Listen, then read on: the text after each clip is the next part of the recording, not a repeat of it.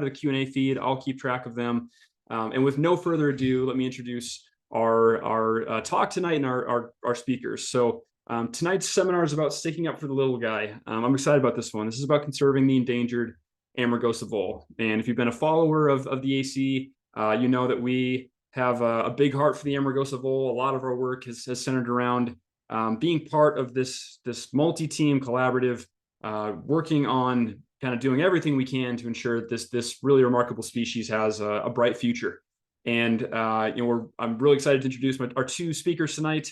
Are definitely leading the charge on that, both from a science perspective and a wildlife management perspective. We have Dr. Deana Clifford. Deana is here with us from, she's a senior wildlife veterinarian at CDFW's Wildlife Health Lab, and focusing on non-game threatened and endangered species, of course, including the Amargosa vole. She's also an assistant clinical professor at UC Davis. And I've been able to work with Deana now for roughly the last year. It's been really just exciting to get to know her and to hear more about her work and her role and long-standing history with conservation of the Amargosa vole. Our other speaker tonight is Dr. Austin Roy. Austin earned a PhD in ecology and evolutionary biology from the University of Texas in El Paso in 2022. Before that, he actually had worked as a biologist with the California Department of Fish and Wildlife for 4 years on the vole project. So definitely deep roots with the vole, and then came back in 23 as a postdoctoral researcher with UC Davis to continue working on that species. So we're really grateful to have both of these true champions and experts on this topic as part of our conservation community. And with that, I'm going to turn it over to both of you to kick us off here. Awesome. Thanks, Mason. All right. All right. Can everyone see the screen? Hopefully. Perfect. So yeah, like Mason mentioned, my name's Austin. I'm with University of California, Davis, and Deana is with CDFW. Between the two of us, we have probably over 20 years of experience working with this animal, and we're really excited to be able to share some of our knowledge with you guys and answer any questions that you guys have. Before I jump into the meat of the presentation, I just want to give you a little bit of an outline of what we're going to be talking about tonight. So first and foremost, we'll discuss what is the Amargosa vole and what makes it so special. And then we'll talk a little bit about the conservation of the species, what are the threats to the species survival, who are the different personnel and agencies who are working to protect the species, as well as talk about its conservation history, what's gone on in the past, what's going on now, and what we plan to do into the future to protect the species from extinction.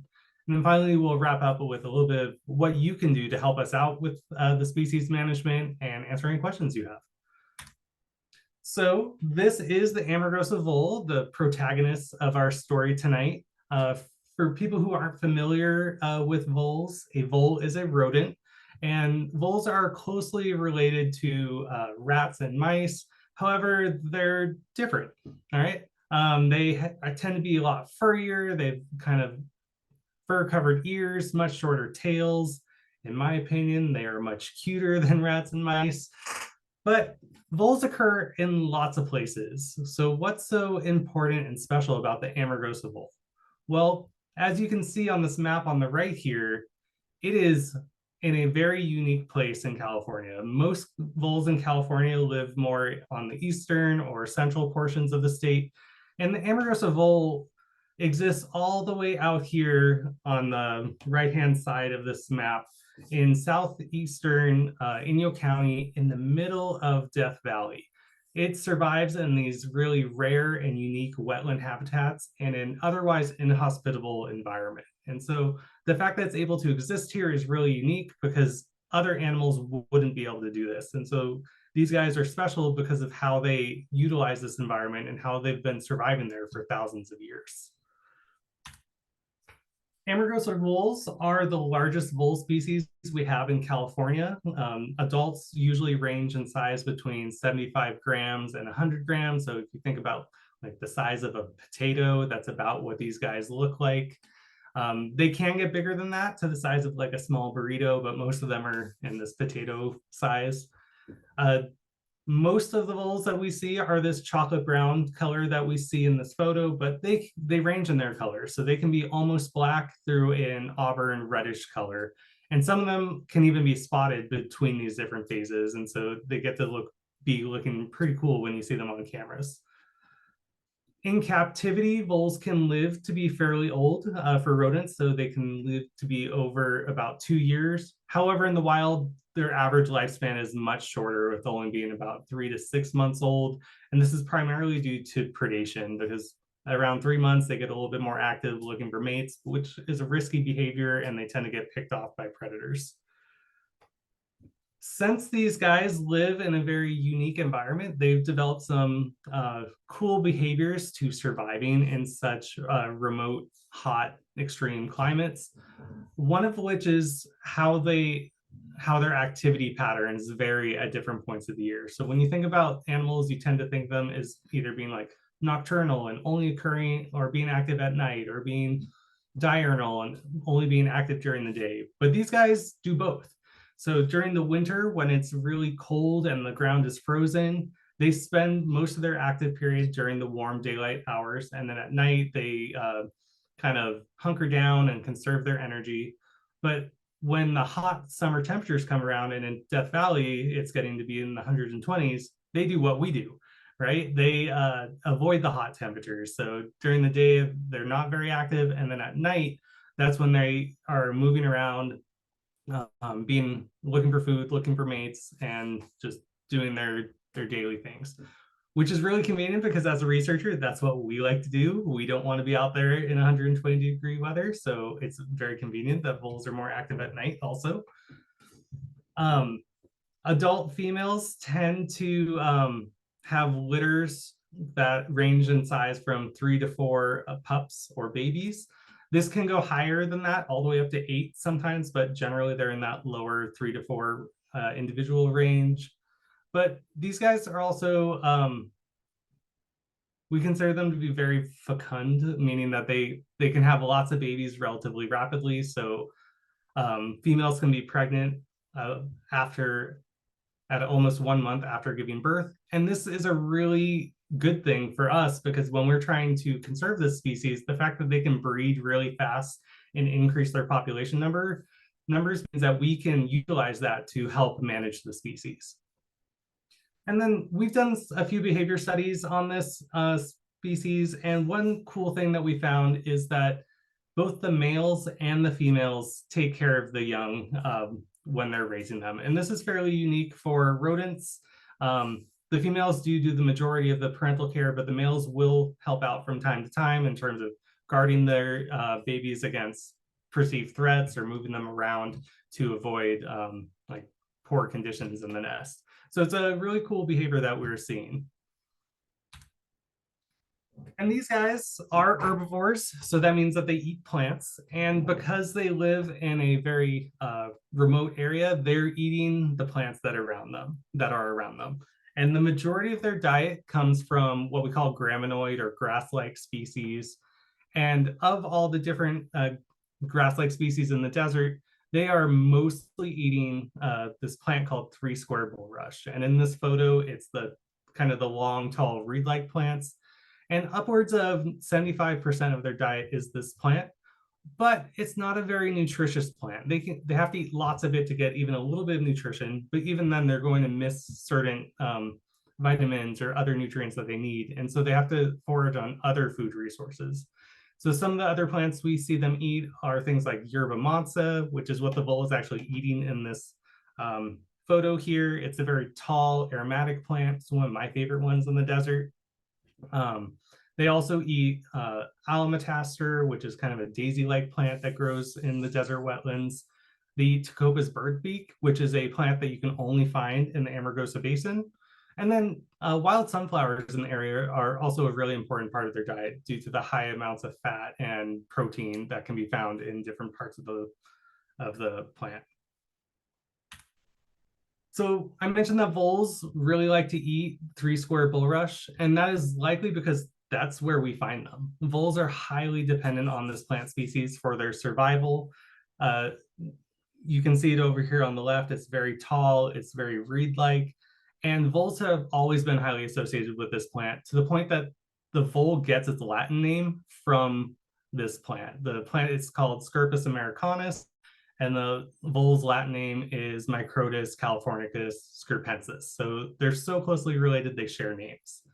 But it's not the fact that this plant has a lot of food that's important to the vole. It's the litter that this plant provides. It's so great at producing biomass that every year it grows a lot of leaves, and then those leaves die and create this very dense litter layer, or ground material that's here on the left-hand side. And this litter layer builds up over time to be upwards of 6 feet deep in some areas, and provides a really great protection from predators. So if you're a coyote coming by and you're trying to find a vole living under this bulrush, you're gonna have a really hard time getting in there. Additionally, if you're a hawk or an owl flying by, you might not even see the voles living underneath the bulrush.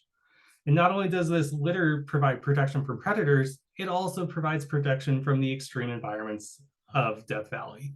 So during the summer, this litter layer creates a very cool climate underneath it, to the point where it's 10 to 20 degrees cooler under this plant material than it is above it. And then the opposite happens during winter, in that this litter traps warmth underneath it. So it's much warmer under the plant litter than in the ambient climate as well. And since these voles don't hibernate and they're active year round, they really need this stable environment in order to survive in such extreme conditions. But like I mentioned, voles can't survive on this bulrush alone, and they have to leave it to get all the food that they need. So on the right-hand side here, you can kind of see the stream of bulrush in the right figure. And then next to it, we have a patch of Yerba Mansa. And then in the foreground, we have some rushes. So voles are going to leave the bulrush at different parts of the day and utilize these other habitats to look for food. But ultimately, they're going to return to the bulrush for protection from predators and the environment. So I don't know if I mentioned it, but these wetland habitats the voles rely on are fairly rare in the Amargosa Basin and only occur near Shoshone and Tacoma, California. And so we've mapped out the amount of potential habitat that voles could use, and that's what I'm showing here in red in this map. So each of these red blobs is a 3-square bulrush patch, and we can see that there's a decent amount of habitat out there. So up at the top, we have what we call the borehole marsh, which is really important to voles. There's a high amount of voles in that marsh. However, there's not a lot of connection to other red patches further south. And then as you go further south into, sorry, I'm checking to see if I have access to the pointer. Do you guys see the pointer? Cool. All right. So in the center here, we have a large patch of bulrush, but then as you go further south, the bulrush starts to disappear until you get way down here. And so the fact that these aren't all connected means that not all of these habitats are likely accessible to the voles. And this is what we've seen in our surveys. So here's a map of where we are actually finding voles, at least in 2022. And so in pink, we have sites that had voles present. And we are, again, seeing that they are mostly up here in the north. We don't have a lot of voles here in the center portion of the range in blue.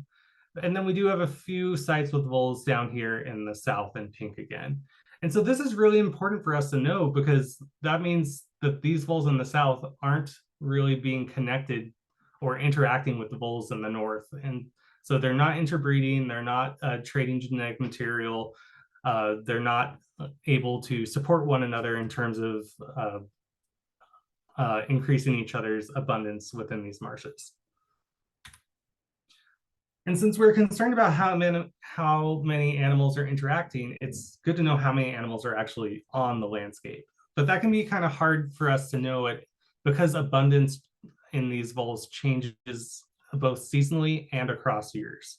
So the voles tend to respond to plant senescence or when plants turn green and when they turn brown. So over winter, when they're isn't a lot of green material on the landscape. There's not a lot of things to eat. There aren't a lot of voles. But when spring comes around and things start to green up, there's more food and voles get the nutrients and resources they need. They breed and they increase in their population size until midsummer here. And then in fall, when things start to turn brown, food resources are depleted and the population crashes.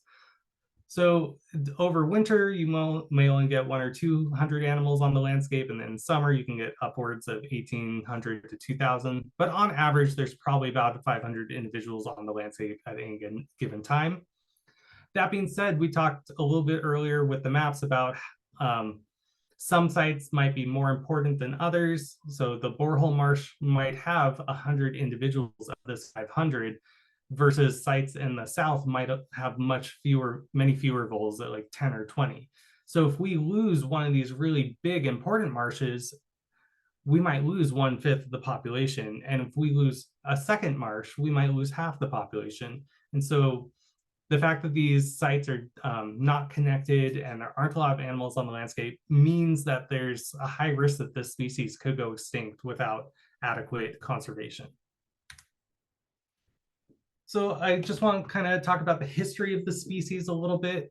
So way back when, in the Pleistocene, when the Amargosa Basin was more of a wetland and grassland ecosystem, it was actually connected to the Eastern Sierra ecosystem up through Owens Valley. And the vole that was in the Amargosa was the same as the vole that was over in the Owens Valley. However, due to climate change and the Mojave becoming the Mojave Desert, those two systems were cut off and the rest of the Mojave dried up, but these remnant wetlands were able to persist in Tecopa and Shoshone around springs, as well as upwelling of the Amargosa River. And these created refuges for the voles in the Amargosa region to persist. And they've been living out in the Mojave Desert for thousands of years. And over that time, it has become its own subspecies. Now, while Native American tribes and local peoples likely knew about this species for hundreds, if not thousands of years, the Amargosa vole was actually first described by Western science in Shoshone, California in 1900. They were discovered, and then about 20 years later, some other researchers went down to try to study the vole also. However, they couldn't find the vole in Shoshone, and so the species was thought to be extinct.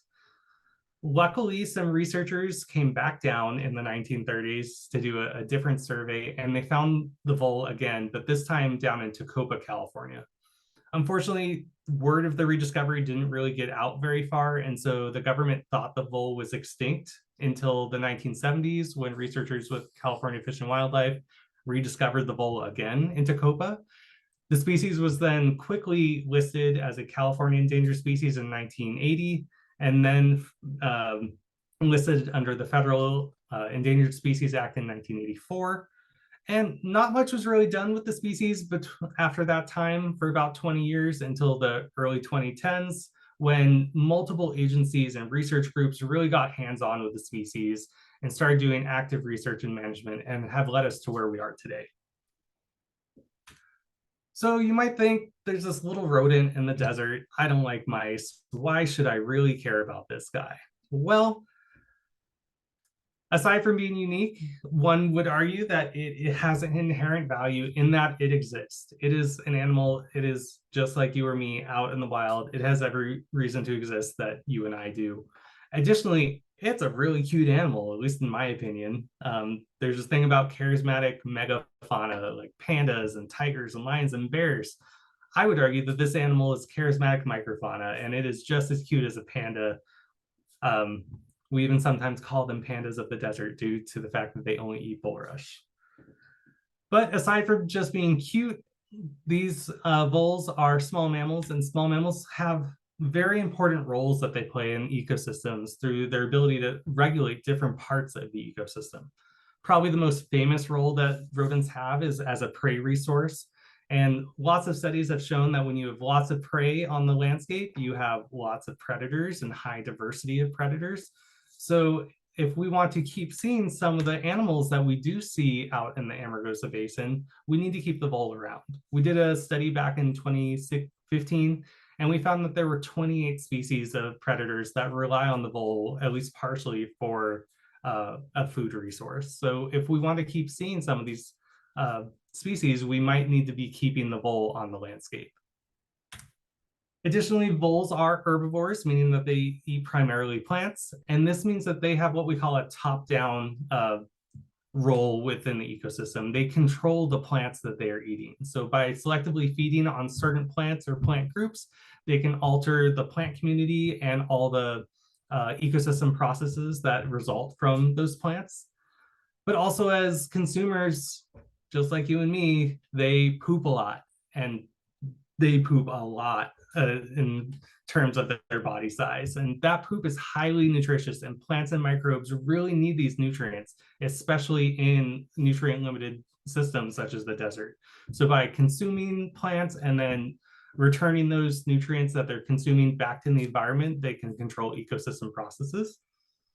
And something that we don't often think of small mammals as are ecosystem engineers. And these voles are structure builders. They build different structures within the landscape that then influence the ecosystem.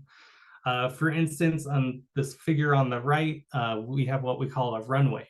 And voles create these paths through and under vegetation that compact the soil, and they clear vegetation. And this can alter hydrology and air and light penetration into the soil and influence the ecosystem. Additionally, they burrow, so they act like farmers in tilling up the soil and changing nutrients for other organisms. All the structure building they do can also create habitat that allows other animals to exist on the landscape. So we haven't looked at it with our species, but there could be very important rare plant or insect species out on the landscape that rely on the Amargosa vole. And the Amargosa vole is a local to the Amargosa Basin. It is part of what makes everything so special out here. So just like the people and the history and the landscapes that we love of this region, the Amargosa vole is a part of it. And if we were to lose this species, we're going to lose something that makes this region so special. But the Amargosa vole isn't the only species out there. It is part of a healthy ecosystem of unique plants, animals, and natural resources that occur in the basin. And so these all interact. So when we have a healthy Amargosa Basin system, we're going to have a healthy Amargosa vole population and vice versa. So we need to really think about how we are managing and conserving this species in the larger Amargosa Basin conservation plan or strategy. And so at this point, we're going to switch and talk about the Amargosa vole conservation as well as its threats. And I'm going to hand this off to Deana to take that part over. Great. Thanks, Austin.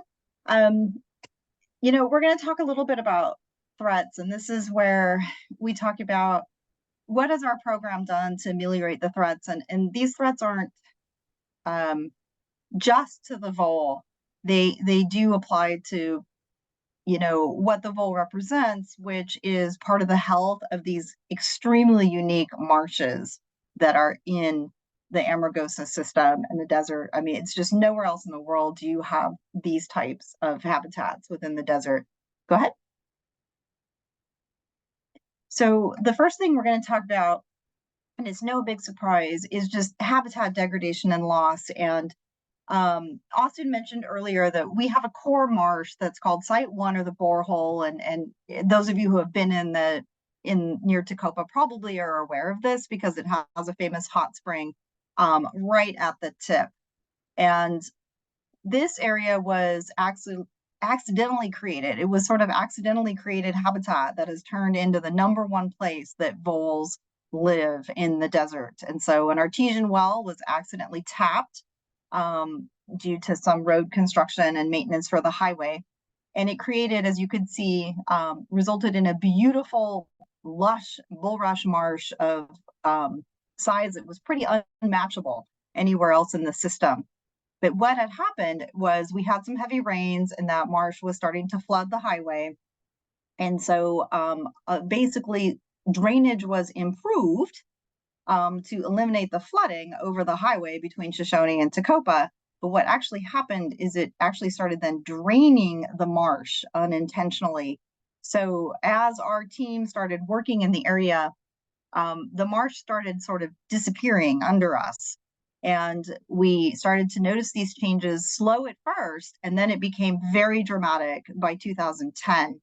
And we knew we were really in a crisis here because our data showed at the time, you saw the graph that Austin posted, that this marsh contained over almost half of the known voles. And all of a sudden, we were losing it. And it showed us how sensitive these marshes can be to a change in the springs or the water source that supports them. But luckily for us, our team sort of swung into action. And go ahead.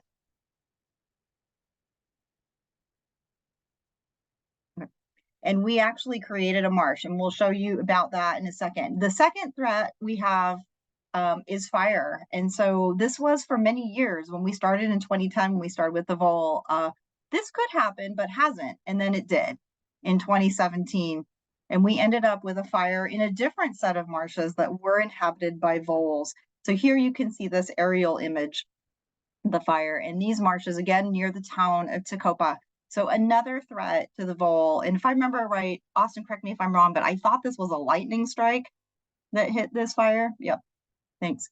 So again, one more threat. And when you have that little string of pearls, that little chain of marshes, any one particular threat can wipe out an entire marsh, and then correspondingly actually wipes out a large number of voles. And if they can't get to another marsh, they're really stuck there. And those impacts then are magnified. Next. So this is one that has always been on our mind. We have a small population of animals. They're isolated in little tiny habitat fragments. And so we come back to genetics. So we have, with partners at UC Berkeley, actually examined the genetics of the Amargosa vole. And they're very unique. And they are also very classically what we would call inbred. They don't have a lot of genetic diversity. Now, we haven't necessarily seen that in terms of something obvious, like when people think of big cats and they have like eye problems and kinked tails and these obvious abnormalities. We haven't necessarily seen that, but we have seen some changes. So this is a great photo right here of one of the Amargosa vole's distinguishing characteristics, which I like to think of it as his, like the little Merlin goatee at the bottom of the vole, this little white patch. That is very uncommon and thought to be something unique that has actually settled into how the Amargosa vole's coat pattern is because it has low genetic diversity. So we don't see that in other voles. So that is a concern, is if we become so inbred that the health of the vole is compromised, will they lose some ability to fight off disease? And we do have one pathogen, a parasite that's of interest. It's a chigger mite, and we see it on a lot of small mammals. But for some reason, it causes tissue damage on Amargosa voles. We haven't concluded conclusively that it's a genetic issue, but we don't know why the voles are so impacted by this parasite and not necessarily other species. So we're always on the lookout for health threats to the vole because we know we have this low inherent genetic diversity. And one of our goals then is, by helping voles move amongst these little habitats, they're going to hopefully increase their own genetic diversity by interbreeding. And that's something that we hope to enhance. Next. So in this situation, when things were dire, like you saw that map, we lost our big marsh in about 2013. The Amargosa Vole Team formed, and this was sort of a coalition of the willing and people who were just really cared about the vole and the situation that we were finding ourselves in after doing these surveys. So this comprises both, the major agencies, the land management agencies, the Fish and Wildlife Service, 2 different universities, and our local partners, including the Amargosa Conservancy and Shoshone Village, as well as partners at USGS. So we sort of banded together and decided that we kind of needed to be bold. We had lost the borehole of this huge marsh. It was fading on us, and we were really worried in about 2014 of losing the entire species. Next. And so we're going to talk about why we thought extinction risk was so high. So as we mentioned, this animal was listed in 1984 and very little work had been done. But by the time we hit the 2000s, we realized that the vole was definitely in trouble. And we needed to really ramp up what we were doing to understand why it was in trouble and start to actually implement some on the ground conservation. And you can see this one is really cool. It has the little cinnamon, I call it cinnamon, maybe it's auburn, but you can see the patches on the nose and a little bit on the rump of these unique patches that when we monitor them with the field cameras, they actually show up quite nicely. Next. So one of the things we did is once we realized we were really at risk of losing a lot of the animals, we wanted to hedge our bet against extinction. And so in 2014, we conducted what's called an emergency rescue, and we took 20 Amargosa voles and we put them into captivity. We basically said, if we can't fix these marshes fast enough, in worst case scenario, we have some voles in another basket in another place that so we won't lose the species. So we worked with the agencies and we housed these voles at the University of California Davis from 2014 and through most of 2023. And it was our insurance policy. That is what we did. And we used this colony to look at a lot of things we just did not know about the vole beforehand, and to study things that we couldn't feasibly study in the wild. Next. This shows you just a couple pictures of the colony in the early days on the left. We brought them in, we housed them in quarantine for a while, and then we had to start figuring out, like, what would they eat? We knew very little other than they lived in three-square bulrush and they ate bulrush, about what they would eat and how they would acclimate to captivity. So at that point, we really studied them. We recorded litters. We carefully managed the breeding to maximize genetic diversity. And we created, and this is Austin way back in the day when he was, before his PhD, we're working for the department. We created these little mini marshes to try to recreate conditions in the field and study how they functioned in the marshes, how they ate. And we learned some really incredible things. Next. What we learned was what they liked to eat. It was incredible how they choose their mates and their general behavior. We had this kind of fascinating incident where we would cut bulrush and put it in their enclosures, and we were like, why don't they eat it? We don't understand. And it turns out if we would plant the bulrush upright like it is in the wild, they would eat it. And so presentation, species of food is important. We studied their diet actually using isotopes and other techniques. And that's when we learned, because the dogma before was they live in bulrush and they only eat bulrush. And we learned through doing combined studies in the captive and the wild that bulrush was an incomplete food source and that they had to get other nutrients from other parts of their diet. And that affects everything we do when we go forward talking about restoration, because it means we don't just create marshes that are a monoculture, they're only bulrush. We want complex habitats that the voles need and that can be utilized by all the other species, because it's clear they need more than just bulrush. And so we took the results from captivity to inform further management in the wild. And over the course of the captive colony, we released 87 voles to the wild. And that was a learning curve too. We learned that it's better if we pair a captive vole with a wild vole. And so that they have to kind of relearn how to be a wild vole to be released. And so all of these were through like what we call kind of adaptive learning, trying things, seeing what worked, what didn't work, and move through there.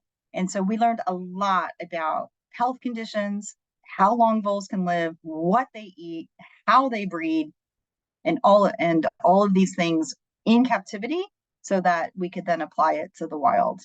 Next. So alongside of that, right, that was our insurance colony, but we didn't want to rely on captive breeding. It's expensive, it's a lot of effort. What we wanted to do was repair the habitat. And that's when we entered a project called the Big Fix, where we went back to that marsh one and we started a restoration project there to try to restore this very, very important piece of habitat. Next. Over the course of about 4 years, we have changed Marsh One. So in 2016, we did a very aggressive interagency, all hands on deck effort where we thinned all this dead bulrush, did some slight recontouring, and then the biggest thing we did was put a standpipe into the channel and be able to regulate the water better that comes through. So we prevent the flooding of the road, but we get the water we need to support the marsh. And that's sort of like our drawing plans that we're showing there about how try to restore the function of this marsh. Next. And we have had success. So you can see in 2013, we really only had a few feet of bulrush where the voles were just barely persisting on either side of that channel. And then in 2023, what we've managed to achieve is not sort of one marsh, but a balance of two by doing the restoration effort where we've had bulrush actually grow on the opposite side of the highway. And between the two, we now have a kind of functional set of marshes that have been repopulated by voles, and the population numbers are higher. It's not as big as it once was, but now we sort of have a 2-marsh complex instead of one big marsh. And the management is more sustainable, and we now have a permanent water control device in. So these are all time projects, right? They take time and they take sustained effort. And we're wanting to tackle these on sort of multiple fronts. That's our goal. Next. The other thing we've been doing is moving voles around a little bit, right? If they can't make it from one marsh to the other, we are sort of helping that process right now to manage the inbreeding and to try to boost population numbers in marshes that seem like they're healthy, but haven't had a lot of voles. So we have been translocating voles across the landscape. Next. This gives you an idea. We actually will take voles very carefully from marshes that have a lot, strategically move them and release them. We acclimate them for a few nights in a soft release cage, which you can see on the left. And then we open that door. So they have a little food source and they can come back and forth for a little while. And we monitor them. We monitor them. Originally, we had very tiny radio collars that we put on them to try to see where they were going. And more recently, we're actually using a technology developed for fish. And we do a passive integrated transponder tag. So if any of your pets are microchipped, it's the exact same technology. And we lay cable in the marsh that can detect when those tags come nearby. So a vole can run around in the marsh, run over these cables, and we know where the vole is and at what date, and that animal is still alive. And that technology actually has been really, really useful for our monitoring. Next. So this gives you an idea. We have been all over this lower portion of the Amargosa. You can see the town of Tecopa in the middle. And from 2016 to 2023, we have translocated 59 voles and we've moved them around sites. And in general, we're pretty pleased at the survival of these animals. And we even had one vole that I think lived, we called her like the grandma vole. She lived like 18 months post-translocation. And we know she had babies and we know she reproduced in those sites. And so those are really exciting results for us. But it's sort of the Band-Aid system, right? Because the way to make it sustainable is to have the voles be linked amongst themselves with healthy marsh habitat patches. And right now, we're kind of aiding this system to be functional in the meantime. Next. And the other thing we did too is we know all the voles at that point in time just existed around Tecopa. If we're going to hopefully downlist the species, we need to get them back to other places that they used to live. And they had been absent from the area of Shoshone for over 100 years. And so through just the graciousness of Susan Sorrell and her commitment to restoring ecosystems in the lands that are her family's and hers, we also created another population in Shoshone. And many of you might have been here, but we call this the vole and pupfish marsh because both species thrive. Next. So this was another restoration project that we started with a Partners in Fish and Wildlife Service grant that was both to Shoshone Village and the Amargosa Conservancy. And we removed these invasive plants that had established, and we sort of let the marsh regrow. And as Susan likes to say, we let the land tell us what it wanted to do. And that's exactly what we did. And today, if you go to Shoshone, you can have a picnic, you can read about the voles that are in the marsh, you can read about the pupfish, and you can read about the birds. So this is a system that supports multiple endangered species in a tiny, tiny space. Next. This gives you an idea of what we did. You can see this beautiful bulrush in the marsh. It took us 5 years to get to the habitat to the point where we thought it would be suitable for voles. We just put a small number in, and we got one vole that survived for 83 days. Then in 2021, we did it again. And all of a sudden, we had a male in there, Alfred, and he survived 2 years. So we knew he was in there. So then we strategically introduced more voles. And then, next, we had babies. And this was truly, truly exciting. So there's Alfred. He's very famous down on the left, coming out of his soft release cage. But now what we have is the sign that this population might not need us anymore to keep putting more voles in. And so that, what Austin is holding is actually one of the first pups we documented to be born in Shoshone. They are reproducing on their own in that marsh. So now we're just managing for continued genetic diversity, but the voles are doing what they need to do. And we know we have the habitat is doing what it needs to do to support the voles. Next. But we're not done yet. We're making headway, and we're so excited about that. We were able to close the captive colony because we feel like our methods and what we've learned are to the point that we're working towards more stability. But we have long-term challenges from climate change affecting the marshes, and that also changes some of the species in the marshes with more house mice, and less voles. And we just need to keep making that habitat, but we've got to do it sustainably and in concert with the local economy and the businesses. Next. So here's where we're at right now. We're trying to stabilize those northern populations. We're trying to slowly make plans to build new marshes in very strategic places that are sustainable from a water standpoint and link the marshes together in the chain. And that's our goal, is to make the vole and the systems that it supports, the marshes that supports not only the vole, but many other species, climate resilient. Next. Back to Austin.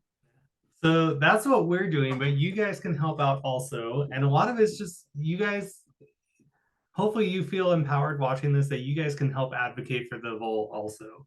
So when you talk to people, talk about the vole, like this is one of the most endangered species in North America, and no one seems to know about it.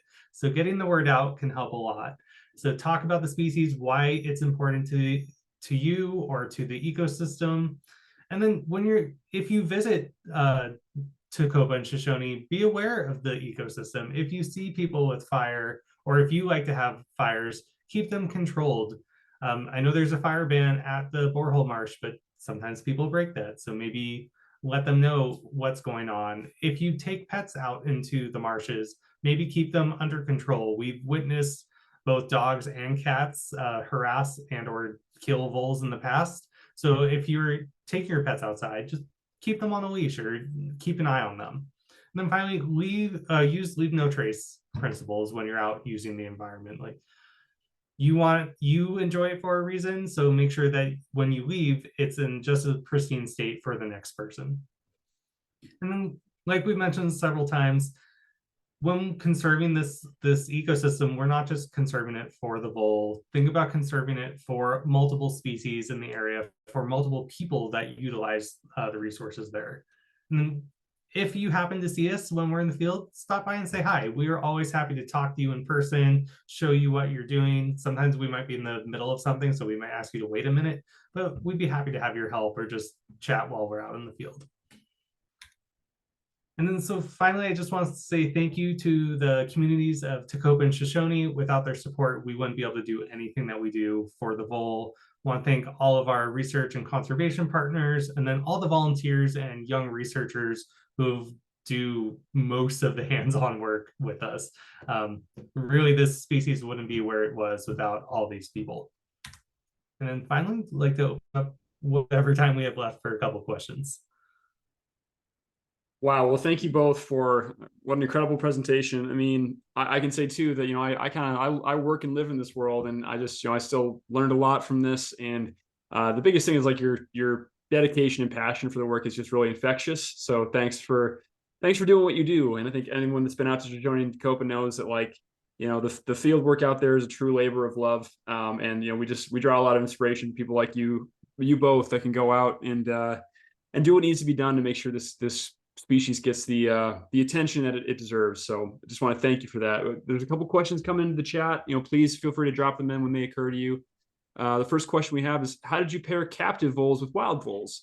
And also hello from a previous volunteer for the big fix. Yep. Go for it, Austin.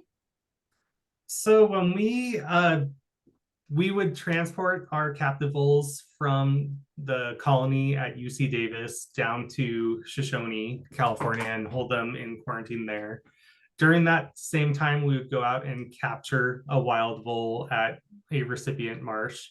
And then we would match up a captive vole and a wild vole based off age, sex, and weight. So if we knew we had an adult male that was estimated to be about a year old, we would then match him up with a wild female about that same age class.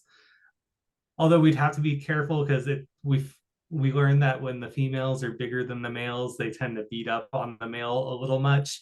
So we had to kind of keep track of who was bigger and to make sure that they were as copacetic and friendly as possible.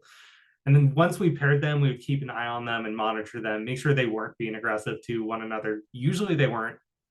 It seems like within a few minutes, most of the time they got along, and we'd keep them together and put them in their soft release cage together. So the wild vole could teach the colony vole like what plants to eat or what to do when the sun goes down, type of thing.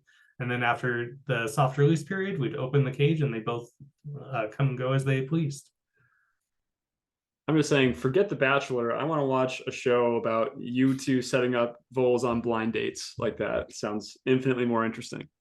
There's lots of spreadsheets. The next question we had come in is, do voles swim? Do you see them in shallow pools? They will swim, yes. So especially at the borehole marsh, there's coming out of the borehole, there's the stream that goes towards the road. Sometimes late at night, you can see them try to run and then hop in the stream and swim to the other side. So every now and then you do see one swimming around. It's like the coolest thing. It's so bizarre when you see one, you're like, whoa, there it goes. And we do know they can swim. And we've actually had one of the ways that sometimes a vole will get to another marsh is actually during a flood event. So they don't drown, they swim to the other marsh. And we had that, I think it was, also remember better, but it was like over a kilometer, right? That vole moved. And the only way it could get there was water flow. Yeah, that was actually my question. Of course, we had a very memorable monsoon season this year in the Amargosa with massive floods. And I'm just curious as to, obviously there's some movement of voles from between marshes.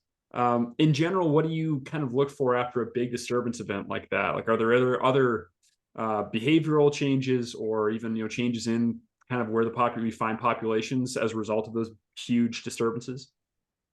Yeah, so with something as big as the flood that just came through, the voles will move for short periods of time. So if the flooding is just temporary, they might just climb up in the litter layer and spend some time there until drawdown happens with the water. If it's extended, they might have to move towards drier sections of the marsh or out of the bulrush into drier like nitrophylla or borax weed habitat until again the flooding goes down and the voles can then return towards the bulrush areas. That being said, we went out after the last flood, as we were there in late September, early October, and we did a survey of all the marshes, and they all have voles still, despite all the flooding that had gone on. Great. A question just came in. Do they tunnel in like the dirt, soil? How deep would their kind of habitat, or how deep do these boreholes go? Or burrows, I should say. So they will burrow in the ground if the ground is dry enough. So a lot of the marshes, there is a decent amount of either standing water or completely saturated soils. So if they were burrowing, they would be burrowing into the water. But on the edge of the edge of marshes, at that kind of like zone where it switches from bulrush to something else, the soils are drier, and we do find burrows in those locations. I want to say the deepest we've found is about 10 feet in, and that's just as far as our little cord would go. We used to have what we called a burrow camera, and so it was basically like a pipe camera that you stick into a pipe for drains and stuff, but we could stick them into burrows, and our camera is only 3 meters long, so that's as far as we could see.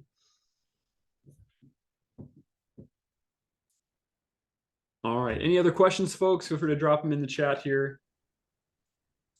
I guess I had a question too about, because I actually get this question a lot. There was a different species of vole historically at Ash Meadows that is unfortunately now considered to be extinct. Have there been any conversations around like really broadening, Amargosa vole habitat, looking at the Nevada side of the watershed as potential habitat areas? I'm going to let Deana answer that one.